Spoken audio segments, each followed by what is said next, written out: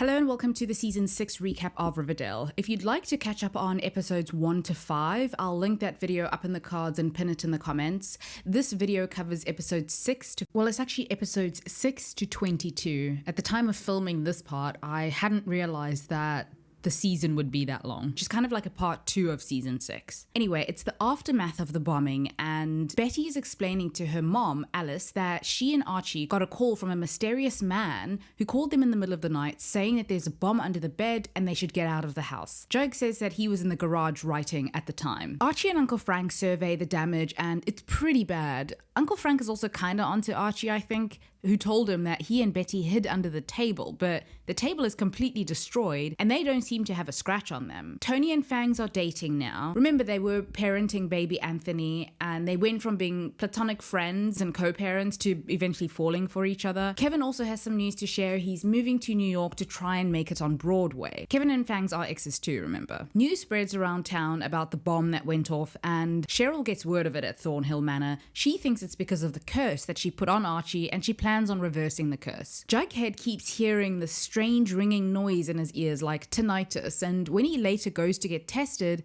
it turns out that this is damage from the explosion and he's losing his hearing. He is 98% deaf in one ear and 87% deaf in the other. It's not all bad for him though. He's writing a piece on exposing Hiram Lodge's crimes and he gets a call from the Wall Beat Journal, who are also interested in the story. See, they've been trying to pin down Hiram and his crimes for years. Tony and Fangs think that the Ghoulies are behind the bombing, and Tony suggests talking to somebody in leadership of the Ghoulies to try and de-escalate things, because the Ghoulies have been a problem for a while. The leader, Twyla Twist, tells them that they don't have a deal. That even though Hiram has left town, they're still on his payroll, and in his absence, they basically need to keep causing chaos. His instructions are to destroy Riverdale and kill Archie Andrews. Betty is in the hospital for observation at the insistence of her mother, who wants to be sure that she doesn't have a concussion or something. She and Archie start talking about the night of the explosion, and they're confused as to how they got out with barely a scratch. Betty has 2 cracked ribs. They sense that something isn't right. Something is happening to them. You see, it was Archie who threw himself over Betty, covering her and protecting her from the blast, but he is completely physically unharmed. When she's discharged later, Betty passes a male nurse in the hallway, and the man has this ominous-looking glowing aura around him and a menacing look on his face. Only Betty can see the glowing though, and she gets an eerie feeling. Later, when her mother tells her that a nurse has been found murdered in the dumpster at the hospital, Betty has a flashback to the aura guy, and she has a feeling that he has something to do with it. She also sees the same aura thing around her ex Glenn when he tries to forcefully hit on her. She punches him in the face and shoves him away. So there's a full-on manhunt underway for Hiram Lodge, who's also suspected of being responsible for the explosion. Betty heads up an FBI task force thing, and Veronica, it's bad. She reaches out to the underworld, as she calls it, and she puts out a bounty on her father's head for $2 million. We even see her make the deal with a man who has a vaguely Eastern European accent. Archie is in the gym, and when he weighs himself, he notices that he weighs 193 pounds when he weighed 165 just the week before. Archie's mom comes back to town, and my goodness, I adore Molly Ringwald. And Archie says that he wants to buy the house, or what's left of it anyway. He also starts testing the limits of his newly acquired super strength. Yeah, he seems to have gotten powers from the explosion. He decides to go and confront the Ghoulies down by the docks. He's just itching for a fight, and we see him go to Betty afterwards. He's all covered in blood, but it's not his blood, he says. It's the Ghoulies' blood. He was basically able to take them all with no weapon. Betty also tells him about her seeing auras powers. So it turns out that the glowing nurse's name is Trevor, and he has a sketchy employment history. He's been in and out of hospitals as an employee, working there for short periods before leaving. He also has a juvie record and a drug possession charge as well. When Betty goes to question him, his aura starts glowing again. By the way, while Archie and his mom are at the house doing cleanup and such, a mysterious man named Percival Pickens knocks on the door and offers to buy the house in its state. He says that he'll pay handsomely for it too. I'm sure this has something to do with the powers that Betty and Archie seem to have. Don't know. Reggie's dad ends up in hospital having suffered a heart attack, and Reggie and his dad had a pretty bad relationship, but they'd recently started patching things up. So Reggie is devastated that he might lose his dad before they have any more time together. This makes Ronnie realize what she set in motion, and she calls the hitman guy to cancel the bounty on Hiram. It's too late though. The guy says that it's done. Reggie's dad ends up being okay, by the way, but Ronnie lies and says that she called off the hit. Well, I mean, she tried, but she couldn't do it. She doesn't say that, though. Okay, so Cheryl has this academy for girls at her mansion, and one of the girls, Britta, well, her body is suddenly taken over by Abigail. Her voice and spirit have entered Britta's body, and Nana says that they will need to perform a banishment spell. While Cheryl is performing the banishment ritual to get Abigail out of Britta, Nana Rose is saying another incantation at the same time in secret. So Abigail's spirit actually ends up going into Cheryl. Now, if you want to know who Abigail is, I'm afraid you're going to have to watch my previous recap. But basically, she's Cheryl's ancestor from the 1800s. It's in another timeline, kind of. Anyway, then we have some loose threads in this episode. Betty kicks Glenn off the case and he's now being investigated for workplace harassment. Twyla Twist calls Tony and tells her that they've declared war because of Archie's vigilantism. Ronnie gets a call from her sister Hermosa, who tells her she's a marked woman for what she tried to do to their father. Archie also gets a call and his dog Bingo has miraculously healed. He had broken all of his bones from the explosion, but they're just not broken anymore. Evidently the dog has some kind of healing powers, I guess. And then at the end of the episode, Glenn is getting into his car and it turns out that TBK, the trash bag killer, is in the back seat, and he says that Glenn shouldn't have disrespected Betty that way, and he tries to suffocate Glenn with, well, a trash bag. In episode 7, Archie and the construction guys are rebuilding the house. By the way, Betty and Archie are such a good match. I love them together. Anyway, while they're working, one of the guys finds a piece of palladium under the house. More on that in a bit. Meanwhile at Thornhill, Britta comes in to tell Nana Rose that Cheryl is acting strange, and Nana Rose says there is no more Cheryl Blossom. Her soul has been dissolved into the ether and she's Abigail now. Nana wants to take back Riverdale because it once belonged to the Blossoms, and she wants to restore the Blossom name. To do this, she needs Abigail. Ronnie tells Reggie that her father was found dead in a shallow grave with 4 gunshot wounds to his head. He's shocked that the hit actually turned out to be a real hit. Also, Ronnie will be hosting her father's memorial and her whole family is coming to town. Kevin decides to put off his trip to New York City to become a sheriff's deputy and work with his dad. He's also going to be taking care of Tony and Fangs' baby Anthony, while Tony and Fangs figure things out with this gang war with the ghoulies. Betty gets a call saying that Glenn is MIA, but his car has been found outside of Pop's diner. She later gets a box delivered to her and there's a trash bag covering a severed foot, Glenn's foot, gifted to her by TBK. No matter though, she's on the case, and there's an FBI manhunt for TBK on as well. Jug is struggling, waiting for an implant surgery, but in the meantime, he's very disoriented and frustrated and not able to get any writing done. There's a town hall, and Percival Pickens, the newcomer in town, introduces himself, and he makes a weird peppy little speech about making Riverdale great again, pretty much. Cheryl, or Abigail really, is at the town hall meeting as well, and she notices Tony and recognizes her resemblance to her friend and lover, Tomesina.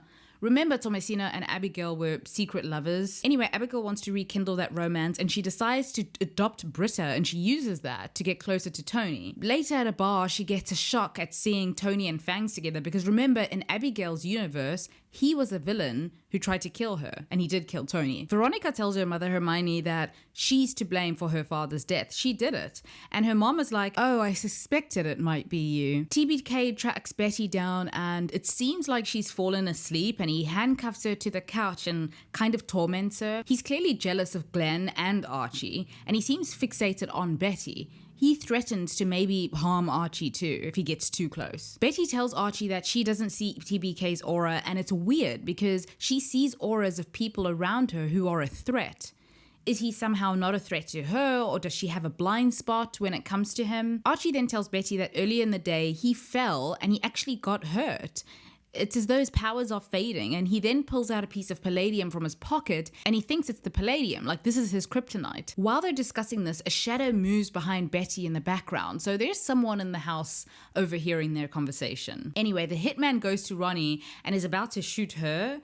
I don't know on whose orders, but just then, Abuelita's pretty hot godchild kills the hitman instead. One day at the house, one of the construction workers knocks Archie out. He finally regains consciousness and he's tied up and rather groggy.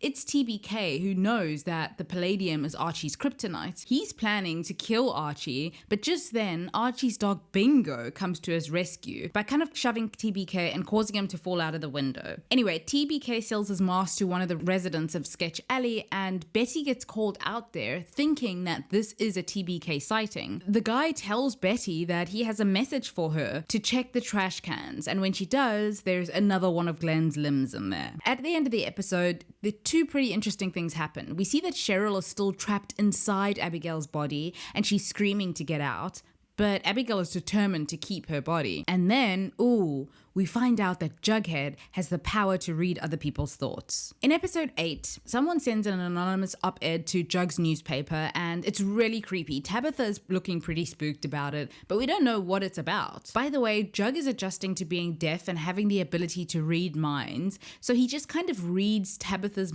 thoughts, and it's like they're having a conversation because he answers her thoughts. Everyone thinks that his hearing has returned, and that's how he hears them, but he hasn't told them that he's deaf and that he can read minds. Anyway, the article turns out to be a critique of Riverdale. Basically that it's a gang war haven, unemployment is skyrocketing there, the casino is shady. Archie gets mad at Jug for publishing it, but Jug is a staunch believer in the free press, so while he doesn't like it, as an editor, he needs to be open to critiques of the things that they care about. Britta tells Nana Rose that Cheryl is trapped inside Abigail and Abigail is keeping her there. Nana Rose tells her how to fix it. Both Abigail and Britta would need to be in a deep sleep, and Britta must somehow find Cheryl by entering Abigail's mind, her sleeping world, and pull Cheryl out. Frank, Alice, and Tony host a town hall meeting to discuss the state of the town and the article. Percival Pickens says that he wrote the article. He says that the town has basically gone to the dogs and they need to make Riverdale great again. First things first, they need to bus all the unhoused people, citizens of Sketch Alley,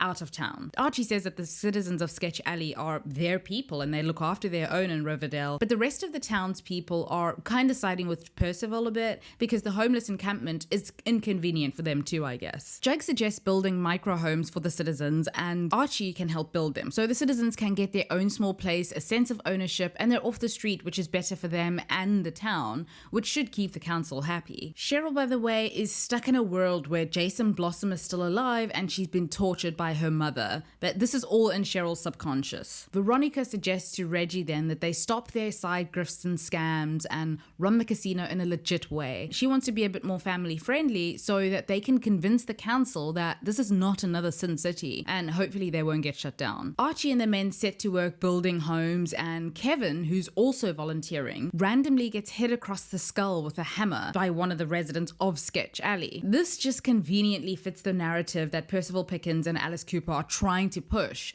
that the citizens don't want to be helped and they need to be bussed out. The guy who hit Kevin is in a holding cell and he tells Jughead that he has no recollection of hitting Kevin. It was like he had lost control and Jug realizes that some nonsense is afoot, that the guy didn't just hit Kevin, he was somehow persuaded. While chatting to Pickens, Jug reads his mind, but Pickens is onto him and he asks Jug if he is having fun rooting around in his head.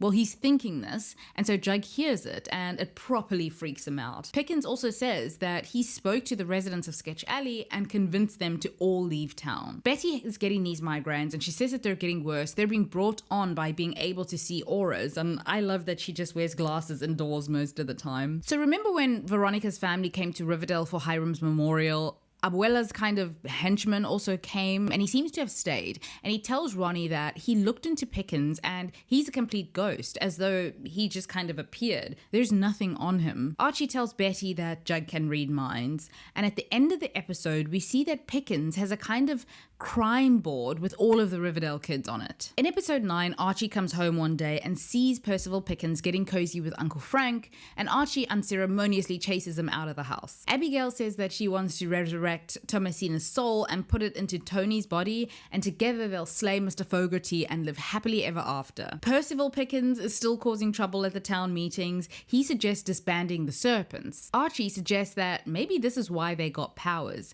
to protect the town, fight the forces of Evil and Percival Pickens. That evening, there's a drive-by shooting at Pops, and it looks like it's one of the leaders of the Ghoulies. This causes Percival to suggest that Tony be kicked off the council, because Tony is a serpent, remember? Of course, he's kind of brainwashed the residents, so even if they do vote, it will be unfair. And yeah, Tony is eventually voted out of the council. Abigail goes to school and gives Archie and Jughead poison scones, and she tries to give one to Betty, but Betty sees her aura and she knows what's up and she saves the others in time. Kevin and his dad and Percival, who is now a sheriff, break down the door of Tony and Fangs' home, and they find a bunch of Fangs' weapons in the house, and he gets taken into custody. Is Kevin going to get brainwashed into every single cult on the show? Remember, he was in Edgar Never's cult, and then he also almost drank Cheryl's ministry Kool-Aid, and now this? Come on, Kevin. Anyway, Abigail brings Tony a bouquet of roses under the guise of checking in on her, but she has her ulterior motives. A social worker then goes to do a wellness check on baby Anthony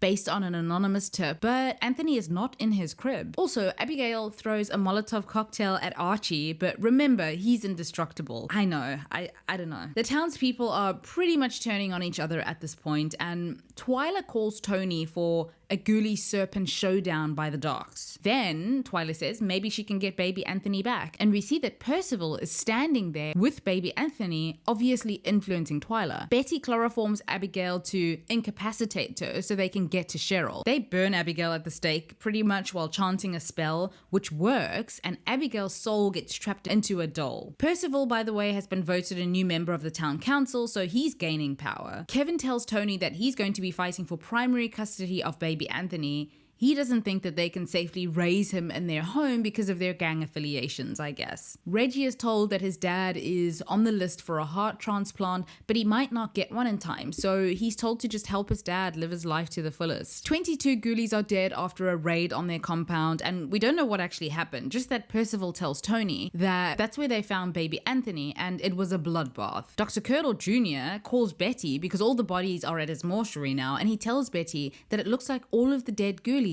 wounds were all self-inflicted. They turned their guns on themselves. Archie tells Betty and Jug that he doesn't think that Percival wants to take over Riverdale, he wants to destroy it. In episode 10, Jug has a way of potentially fighting Percival's mind control. See, when you're with him, think about something emotional that connects you to your core sense of self, that kind of tethers you. Like, think about a family member that you love. The gang decides that they need to inspire the townspeople to think for themselves, so they invite the Guinness Book of Records people over, and Archie will become some kind of myth of a man for the town. He's crowned the world's toughest man, and I hate this storyline so much. And it's mostly Jug's idea, by the way. Percival goes to Archie and asks him to pick up a box cutter and cut into his artery, and he gets into Archie's mind, and Archie does what he's asked, but of course the blade breaks. Percival is shocked, spooked, really, and he runs off. Because this wouldn't be Riverdale if there wasn't a musical number, Tony and Tabitha put on a musical number to try and compete with Ronnie's Casino. Abigail is kind of haunting the mansion, and Cheryl is having issues like she almost spontaneously combusts, but Betty helps her, and then she says that there's a division at the FBI that deals with this kind of phenomena, like the X-Files. Anyway, it turns out that Cheryl has pyrokinesis, and Betty's going to help her channel and control her powers. Archie and Percival go one-on-one in the boxing ring, and Percival knocks Archie out. He's no longer going to be the inspirational strong man who the town will rally around. Archie also bleeds and hurts, and then the gang sees that the palladium, which they had hidden, is stolen. Percival Pickens seems to have it, and he knows that it's basically Archie's kryptonite. Percival also brainwashes Alice to go to Betty's room, and he begins using his powers of persuasion, asking Betty to tell him everything she knows about Archie. Then he announces that Tabitha is not long for this world. You see, every time Percival tries to get them down, the gang, and Tabitha in particular, fight back. In episode 11, Percival suggests building a privately owned railway right through Riverdale. The station would be at Pops, which means they would need to bulldoze Pops. Percival tries to use his mind tricks on Tabitha to get her to change her mind to make her see that this will somehow be good for the town, but his mind tricks don't seem to work on her. Tabitha also finds out that Jug is still deaf. He's just been hiding it, and yeah, he can have a conversation with someone because he's reading their thoughts. So yeah, Jug tells her that he has powers. Jug suggests applying to have Pops declared a landmark because it is a place that's rich with history, and they won't be able to bulldoze it if it's declared a historical site. Then someone comes into the diner and fires a shot, and it's aimed at Tabitha, and suddenly she's transported back into 1941. She's a waitress at Pops, and her name is Teresa, and long story short, basically, the trauma of her getting shot triggers her own powers, and she has the ability to time travel. Tabitha travels to different points in the past, and in every one, Percival Pickens is there wanting to take her down, but she has a mission to save Riverdale every time and defeat him. Back in the real timeline, she's in hospital on life support. Then she's transported back to the present, to the moment in the diner just before one of Percival's henchmen shoot her,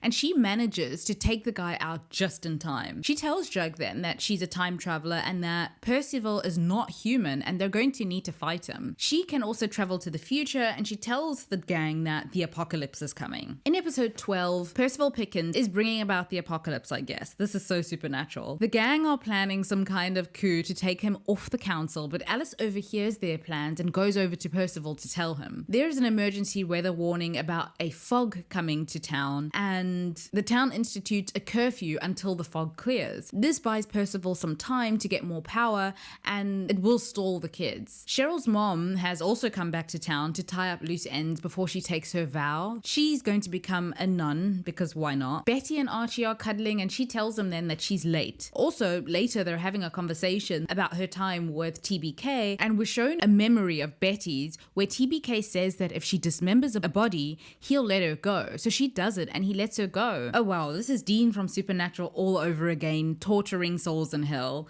Anyway, she opens up to Archie about it and her ordeal, and he tells Betty that whatever happens with the pregnancy test, he's there for her. I really like them together. So remember, Kevin is trying to fight for custody of baby Anthony.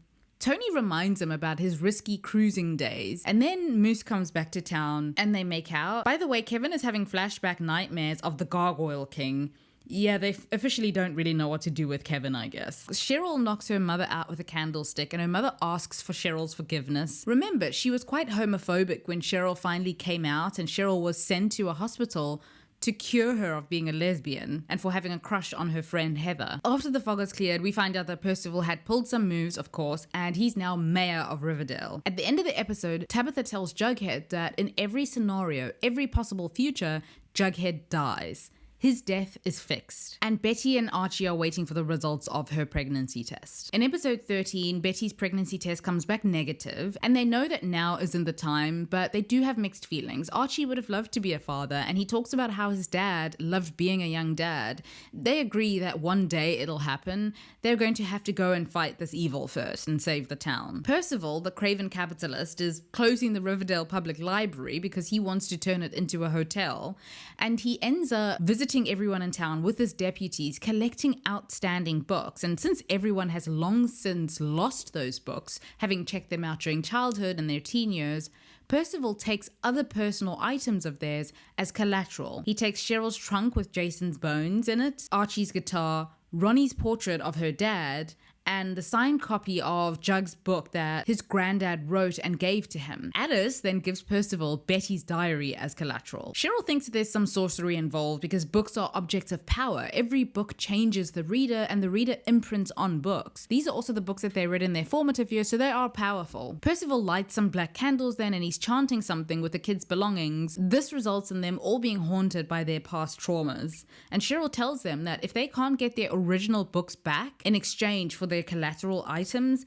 they'll have to try and survive their demons. By the way, random, but Percival talks to Kevin about his insecurities, gives him a kind of pep talk, and they make out. Also, Percival convinces Reggie to gift Ronnie with a Fabergé egg that turns out to be infested with spiders. Also, Ronnie thinks. She's also hallucinating things. Anyway, she hooks up with Geraldo, and the next morning, he's dead in her bed, killed by Black Widow spider venom. Dr. Curdle Jr. tells her, though, that one Black Widow's venom isn't enough to kill a man, plus there are no puncture wounds anywhere on his body. Curdle tells Ronnie that it was her lips that killed him. That's how the venom got into Geraldo. That's her power. She has the kiss of death. Anyway, the gang gets back their belongings from Percival and they all gather at Thornhill, and Cheryl burns them all. And, she does a spell. It's only Jug who refuses to give up his book that his granddad wrote and gave to him, because that's all he has. By the way, we see Percival making a list of allies, and on the list, it's Kevin, Reggie, Alice,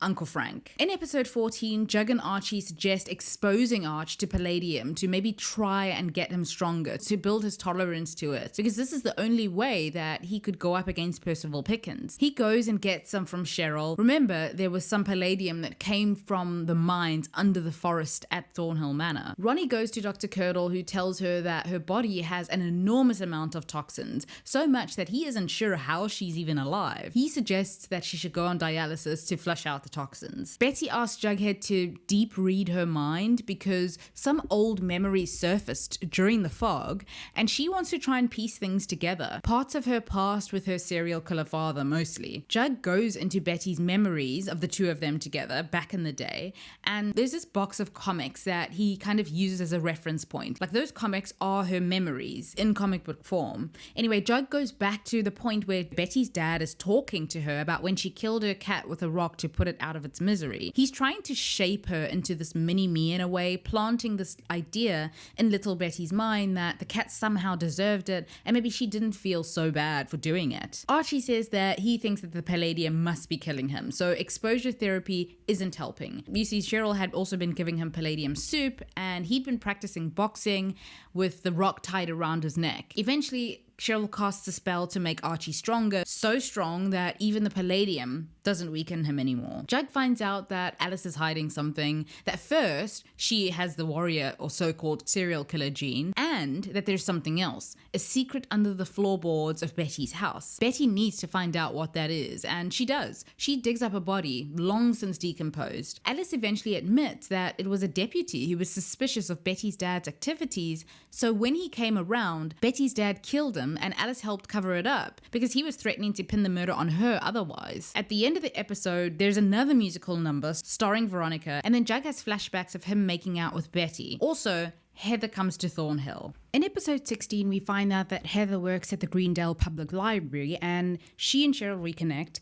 Heather's about to leave when Cheryl asks her to help her open a library at Thornhill, since Heather is a librarian. Tabitha's request to have Pops declared a landmark has been denied, but she tells Jug and Pops that she has another idea. She won't let Percival bulldoze the place. Okay, so I noticed this in the previous episode, but this new FBI agent has really good chemistry with Betty, and I thought I sensed a vibe, but I thought I was also maybe overthinking it. Anyway, Jillian, that's her name, decides to transfer to Betty's office to help with the TBK case, and Betty opens up to her about her family's sordid history. And again, I sense something. Anyway, maybe I was imagining it, because Betty then goes over to Archie's house and she asks if she can move in with him. Kind of for convenience, but there's more there. Kevin is still fighting for custody of baby Anthony, so Tony and Fangs are trying to work with a social worker to figure out what to do to get ready for court, but it's not looking very good for them. Tabitha tells Archie that she wants to move Pops to a different location, but she wants to keep it exactly as it is, so basically move it brick by brick to somewhere else. So Archie and his construction crew, who have no shortage of work in this town,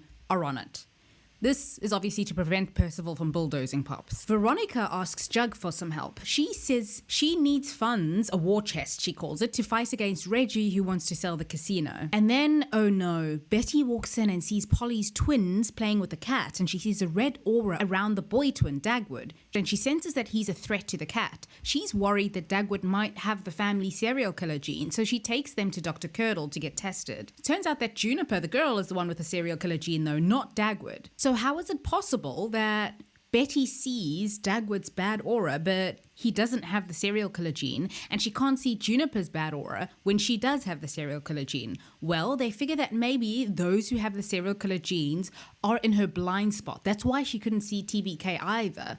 The other detective says that the serial killer gene produces an enzyme, and maybe this enzyme is masking Betty's ability to see the aura in people with the serial killer gene. Percival then comes in and tries to poach Archie's workers. He offers them more money, long-term work. better hours, and Fangs decides that he wants to join because his legal bills are piling up. Ronnie and Jughead put on a show at the casino, him as a seer and she as his assistant, kind of doing like a mentalist show to raise money. Reggie wants 20% of the proceeds of Ronnie's grift with Jug, and he blackmails her and tells her that he'll spill her secret that she put out a hit on her own father. She then asks Jug if it's possible to wipe Reggie's memory. Tabitha tells Archie that there might be a ghost problem in the diner. Archie tries to talk to Uncle Frank and remind him that this is what his dad would have wanted, to help them save Pops. You see, Uncle Frank has properly downed the Percival Kool-Aid at this point. Heather and Cheryl agree to help Tabitha with the spirits or the ghosts and Pops so that they can move on. They summon the spirits to ask them about their unfinished business with Pops, and the spirits tell them that they can't have Pops be taken apart because this is the site of the great battle that's coming, and they, the spirits, are the witnesses. If the diner is destroyed, so are they, and there would be no way of defeating the evil, which is precisely why Percival wants to destroy the diner. So they need to disassemble the diner and have it put back together as quickly as possible. Later, Betty is talking to her mom Alice, and she sees the aura around Alice. Alice does have the serial killer gene, so Betty's not meant to see this aura. What's happening? Jug does his homework about wiping Reggie's mind, and he finds out that telepathic erasure is possible. He wipes Reggie's memory then, and Reggie tells Percival that he thinks that Jug and Veronica made him forget something, he just doesn't know what. Heather tells Cheryl that she's a witch, and she admits that she used necromancy on the people in the diner. She suspects that Cheryl is one too, and Cheryl asks for Heather's help. So Heather becomes something of like a mentor, or they're kind of like sisters of the night or witches together. Betty also sees a bad aura around Uncle Frank, and she tells Archie, who now knows that Frank actually has secret plans to sabotage the diner. Archie stops him just in time before he sabotages the work, and they end up thinking about Betty that this is a natural expansion of her powers, that she can just sense the bad aura around anyone who poses a threat, whether they have the serial killer gene or not. The gang move Pops in its entirety to El Royale, Archie's boxing gym. Tony then asks Fangs to marry her, and at the end of the episode, Blessy explains that she saw the aura around someone else, and we the audience see that she saw it around herself in the mirror. In episode 16, Percival is starting his work on the railway, and of course he's exploiting his workers by not paying them what he said he would. He's docking their use of his equipment and tools from their pay. They have to work longer hours and they don't get paid overtime. Cheryl reminds us that the train that will be on these train tracks they're building won't just be any train, it'll be a ghost train. Archie thinks that they should reach out to the men and remind them of the benefits of being in a union because they are being exploited for their labor right now. They're going to try and stall the works or stop them altogether and turn Pops into some kind of workers' rights headquarters of the resistance against Percy and evil. Percival, meanwhile, has given Kevin a place to live. Oh, Kevin, there's no hope for him. He thinks that this is generous and that he needed to move out of his dad's place anyway, but I'm guessing that this comes at a steep price, like his soul. So remember Betty's serial killer gene FBI brother Charles? He's sent home from prison and he's at Betty's mom's house on his deathbed. At one point, Alice tries to euthanize him with a pillow, but Betty stops her on time. Alice thinks that he needs to be put out of his suffering. He's suffered enough. Ronnie wants to get into the absinthe business because obviously she figures that since her whole body is a dialysis machine for her Black Widow poison, she can leach poison out of wormwood plants using her powers in order to make absinthe. Percival tells Reggie that Jug did erase some memories and that Jug is more powerful than he thought, but Percival has a plan. He's going to go into Jug's mind and incapacitate him. Cheryl and Heather, meanwhile, are going through the old archives because the Pickenses, Percival's ancestors, and the Blossoms go way back. They go looking for something in his shop to help defeat him, and at one point Cheryl is using some kind of invisibility cloak spell to avoid getting caught. Kevin is still determined to fight for full custody of baby Anthony, and by the way, we're reminded that baby Anthony's paternity isn't known. I'd forgotten this as well. Both Kevin and Fangs were donors, but they decided against knowing which one because they both wanted to be his father. See, now I don't know if this was revealed before or if we've just forgotten, but there you go. Percival puts on Jug's beanie and goes back into Jughead's mind and gives him access to everyone's minds, and Jughead suddenly can't shut out any of them. Opening the floodgates, Percival called it. So Jug feels like his head might explode with all of these thoughts suddenly so loud. Betty brings in Veronica to help purify Charlie's blood, and it works. Shouldn't he be sent back to jail then? Percival had ordered Kevin to get baby Anthony's dummy, or a pacifier they call it, but Tony realizes this, takes it back, and punches Kevin in the face and threatens him. Kevin had apologized to Percival for having failed the task, but Percival is mad and he tells Kevin that Fangs is actually baby Anthony's biological father. Anyway, Archie becomes a representative of the construction crew and they're now on strike. Frank and Kevin are still on Percival's side, and Percival threatens Archie then and tells him that he hasn't seen a real fight yet. At the end of the episode, Jug tells Tabitha that he wants to go somewhere quiet to rid himself of the voices in his head, so he goes to the bunker, but he is still hearing those voices. In episode 17, so there's going to be a serial killer convention at the casino in town. This is Betty's idea, and a bunch of podcast and true crime fans are all going to be there. Betty and company hope to bait TBK into coming. He's a narcissist, so he'll be there, Betty says. Betty's colleague says that she'll be there to make sure that Betty's safe, and Archie, I don't know, it seems as though he seems to sense something because he almost competitively says he'll be there too. By the way, another thing, Bailey's Comet is coming in a month and it has unique celestial energy integral to Percival's plans, so the railway needs to be done by then. Tabitha and Archie offer support to the striking workers to make sure that they're fed and have some living expenses taken care of. Tony tells Cheryl that she and Fangs are getting married. Percival goes over to Pops and he uses his powers, his mind powers, to convince all of the crew to go back to work for him. His nose is bleeding though, his powers are taking a lot out of him. Archie decides to go to the work site and he and Tabitha sing to the crew and that breaks them out of their zombie state. Betty's colleague tells her that she really likes her and that she picks up vibes from Betty. Betty tells her that she's with Archie, but she's all smiley. Ronnie advises Betty to talk to Archie and not get into it with this Agent Drake. Honestly, I think that Betty is mostly just flattered and this is kind of new to her, but I don't think she's into it in that way, as in she reciprocates any feelings. Cheryl invites Kevin to put a wedge spell on Tony and Fangs, and when Cheryl comes over to the house, she sees that baby Anthony is very colicky, and of course Tony and Fangs are having a difficult time with this. This is all due to Cheryl's spell though. She didn't specify what the wedge between Fangs and Tony would be, so she rushes to undo it because she didn't mean for baby Anthony to be the wedge. Someone calls into the serial killer convention and it sounds like TBK. He knows that it's a trap for him. While they're having one of their musical numbers, Betty sees a guy in a mask, but he slips away before she has a chance to catch him. She decides then that she's going to sing and that TBK will be drawn to that.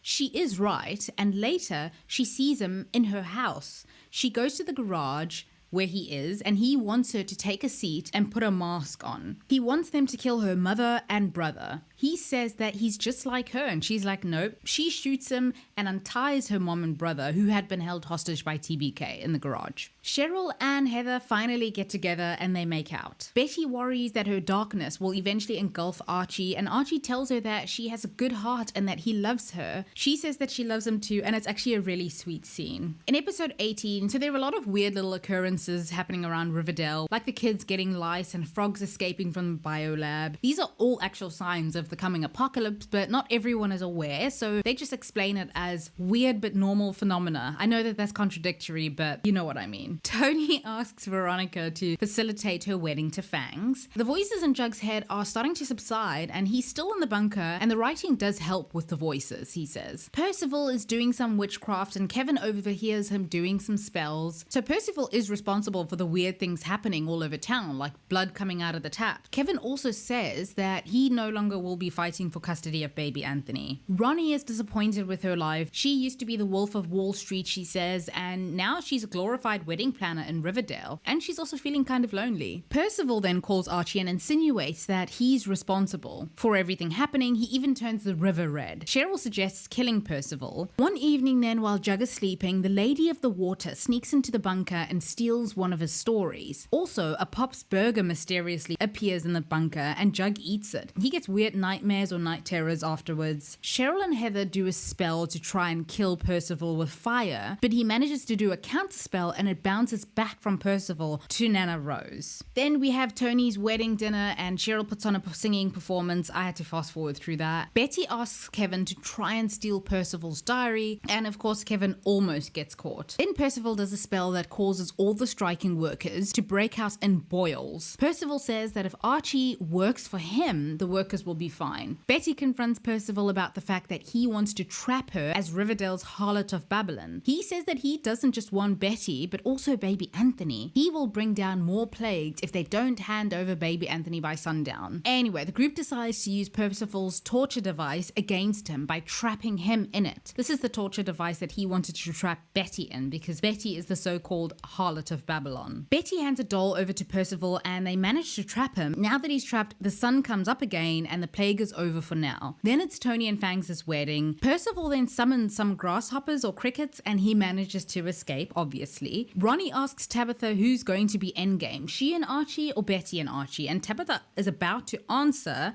when Archie collapses. So does Tony. In fact, a whole lot of people start falling over at the wedding. Meanwhile, Jug sees that another version of himself has been taking his stories. Then he gets some kind of stomach attack like everyone at the wedding. Apparently, all the firstborns in every family are dying or being killed by Percival. Heather says that she knows of someone, a necromancer, who can help them out to bring these people back. And it's Sabrina. In episode 19, the gang is burying their dead, but it's really a misdirect to trick Percival. All these dead bodies are actually in Dr. Curdle Jr.'s freezers at the mortuary, and the cover story for all these deaths is that it was a biker gang fight. They have 3 days for Sabrina to bring everyone back though, so time is of the essence. Percival has made some calls. The Babylonian now belongs to Reggie, the casino, who's doing Percival's bidding. Then Sabrina arrives at Thornhill. She tells the gang that her own experience of being brought back from the dead by Nick Scratch is what made her decide to specialize in necromancy. They'll need a coven of 6 witches though, and since all powerful disruptive women have the potential to be witches, they perform a ritual to make them witches, Sisters of the Night. They'll need to conjure a portal and Sabrina will go into the portal and convince the dead people to come back into their bodies. She starts with Jug and tells him that she's visiting from the mortal realm, and she tells him that his work on Earth is not finished. They still need to fight the final battle, but Jug is happy where he is. He doesn't really want to go back. He's like, tell Tabitha that I think about her a lot and I'll see her soon. He does end up going back though. It's just not Jughead. It's Nick Scratch in Jug's body. Why is the show like this? Sabrina tells the rest of the group that they'll have to go for the others because they have a personal connection with them. Although Betty can't be allowed to cross over because of her whole Harlots of Babylon thing, something in her energy. Ronnie goes to convince Archie to come back, but he has a good life with Betty and their kids and he doesn't want to go back to the mortal realm. Cheryl goes to try and convince Tony and Fangs to come back. Basically, all of the people who've died are in some version of heaven, which explains why none of them want to go back to struggle Riverdale with the oncoming apocalypse. Tabitha goes to convince Jug to come back and she bumps into her guardian angel, Raphael. By the way, on the other side, Jason and Polly are married and have kids, but aren't they still cousins? But I guess it's okay. So yeah, nobody wants to come back and Sabrina says that Cheryl has the power of the Phoenix. What they'll do is that they'll burn everyone's bodies and hopefully they'll rise from the ashes. Cheryl's thing works and everyone's back in the mortal realm, but Sabrina warns that death doesn't like to be cheated, so Cheryl needs to be careful. And then we see that Cheryl decided to bring Polly and Jason back. Jug, also back in the mortal realm, can hear again and he remembers the other Jughead in the bunker from just before he died. And then, oh no, Tabitha tells Ronnie that both Archie and Betty and Archie and Ronnie are endgame. So the futures are open and so there's a chance for Ronnie and Archie. Tabitha also tells Tony and Fangs that baby Anthony is immortal and she, Tabitha, is Riverdale's guardian angel. That's what she learned from Raphael on the other side. On episode 20, it's the eve of the war and the gang gathers at Archie's house to discuss Percival, the fact that he's getting more powerful, he's building a ghost train to take control of the souls of the dead, and that he sees baby Anthony as a threat. They wonder where he comes from because he's basically a ghost, as in there's no information about him. Cheryl tells Betty that she brought back Jason and Poppy. Betty goes over to Thornhill and she faints when she sees Poppy. Jug tells Tabitha about the second Jug and he thinks that he opened up a portal. So apparently there's this theory that mind readers aren't really just reading minds, but they're opening portals into people's psyches and they're walking through them. He's not sure where the portals go, but it's to a place where there are other versions of themselves, like another dimension. And Jug thinks that there's a connection between the explosion, all of their powers, and Percival's arrival, but he doesn't know if they'll find the answers in Riverdale. So he asks Tabitha if she wants to go dimension hopping with him to look for answers. So Jug opens up a portal, and he ends up in other Jug's bunker. They're in Riverdale, the parallel universes. And remember, the two universes started to bleed into each other. Riverdale Jug explains that they would have both been destroyed had the explosion not separated the two Riverdales. Riverdale Jug had to stay down in the bunker and keep writing to keep Riverdale going. He was kind of like a battery that kept that universe going. This sounds a lot like another plot borrowed from Supernatural, but okay. He thought he'd borrow some of Jug's writing, but it turns out it was all of his writing. Tabitha and Jug go off then to try and find intel on Percival in Riverdale, and they're warned that they can't let their Riverdale selves see them, lest it cause another cataclysmic event. This is the episode where we learn a lot about Percival, where he sits down for an interview with Alice, and he talks about how in the 1500s he was among one of the early settlers at Sweetwater River, along with the ancestors of the gang who now live in Riverdale. So while the gang was building up the town, Percival was busy doing witchcraft. So he was about to do a sacrifice one night when the ancestor of Archie saw him, and that's when Percival was sentenced to death by the council. So what he was actually trying to do was conjure the devil, and while he didn't succeed, he did get the devil's attention, and so the devil offered him his freedom in exchange for Percival's soul. Percival managed to get immortality then, and he kind of cheated the devil, because how can the devil get the soul of someone who is immortal and won't die? Then Percival spent the next 400 years going from town to town, acquiring forbidden knowledge on how to destroy the town Riverdale. He explains then that 400 years later, he was headed back to the town founded on Sweetwater River to take his revenge on the town.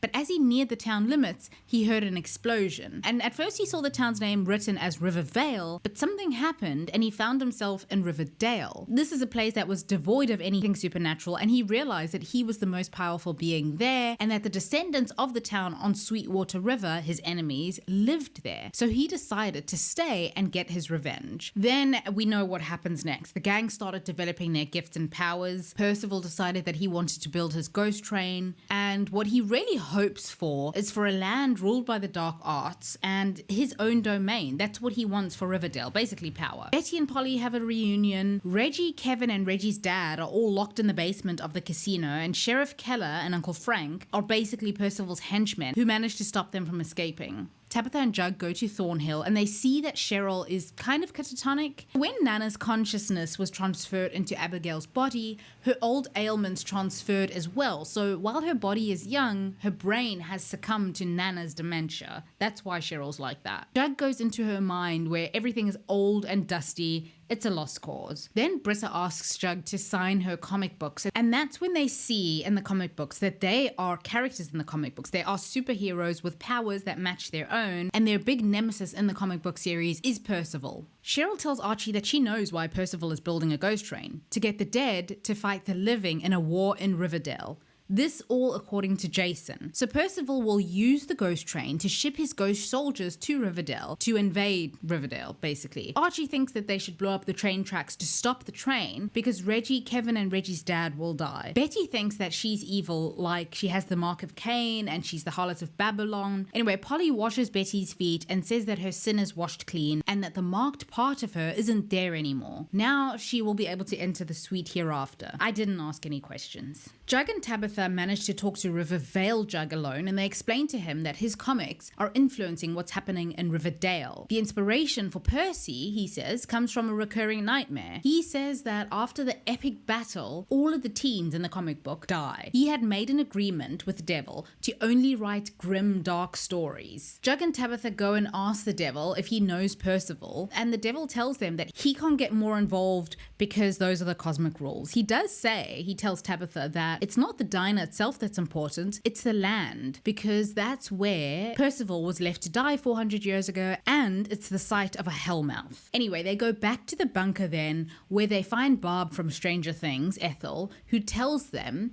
that when the universe is split, there must have been a bleed. Turns out, Jughead was the one who called Betty to warn her about the explosion. Remember the phone call that Betty got? Yeah, it was this then that caused the universes to bleed into each other, this kind of interruption. So Kevin, Reggie, and his dad are about to be executed, but Jug, who is back with Tabitha, opens a portal and gets them out. And then Archie blows up the train tracks. They get a message from Percival then. He's had Betty's mom, Uncle Frank, and Sheriff Keller executed. In episode 21, Percival has sealed off the town's borders. Nobody can leave. They seal the Hellmouth and Pops using a holy grail because the Hellmouth is feeding Percival's power. Cheryl burns down Percival's shop. He's long since vacated the premises with his weapons, but just to be sure that he can't come back and use it as a safe house. Ronnie and Archie decide that they want to negotiate the rules of engagement for the coming war with Percival, see if they can get a good deal somehow. They try making a trade, swap their dead parents in exchange for Archie going over to Percival. Percival, meanwhile, wants them to completely surrender. They say no, and he's like, negotiations are over. So Betty opens her mother's casket to say one last goodbye to her mom, and they see that the heads from all of the bodies in the caskets are all missing. They need whole bodies, though, for Cheryl's resurrection spell to work. Then a bunch of weird things start happening. Well,